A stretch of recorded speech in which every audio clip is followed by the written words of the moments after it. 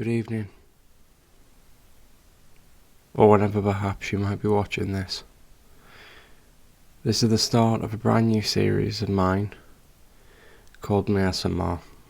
Quite humorous, obviously the concept of it is, but the whole point is so that if I can contribute to this niche little online community of enhancing sleep quality, sleep duration, then I'll be honoured in that respect. But without further ado, let's get into it with our first instalment.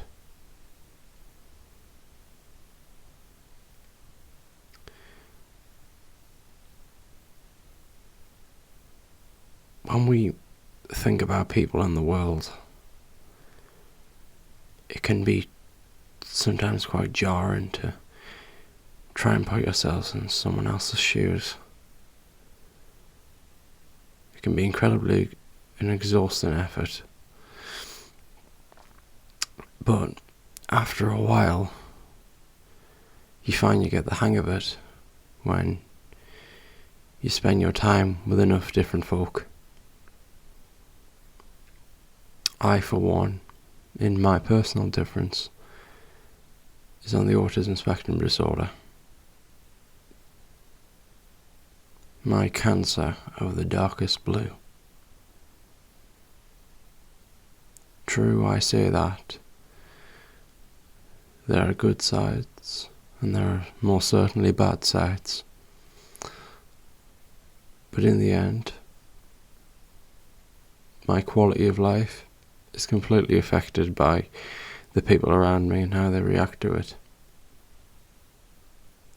I can't contribute to that at all. I've just had to learn to do my best. It affects me in interesting ways. One moment I can be obsessed with something. Another, I might just want to escape. And people on the spectrum, by and large, are individuals that live by their own code, function in the world by their own rules and their own world, if you like, their own way of thinking. Difficulty with that is that no one else can relate. There's immense pain that's produced from that. When you live your life in a certain way, a certain aura around you, and you understand everything, all the little cogs, twists and turns that make you you. I understand this is sounding quite generic to a lot of you, it must, but it's fascinating, the pain anyway. It's the kind that in this way isn't felt by anyone, because people have their own personalities, dislikes and likes. But when you take a step back, people on this spectrum are plugged into their own mini matrix. That's the best way to describe it. And everything sensual is dialed up to an 11.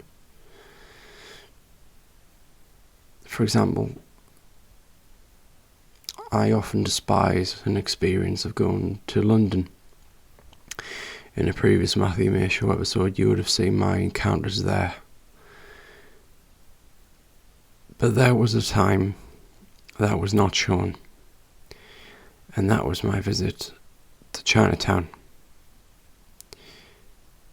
Now, in Chinatown, the lanterns hung between the top floor bedrooms of the citizens that stayed there, and hung across the street. And the place was rammed, as you can imagine. Busy London nightlife just left a West End show. Everyone's looking for somewhere to eat. And you find that the whole world is just a big ball of noise. But you're aware of it. To us, it's not some nightlife. It's a nightmare.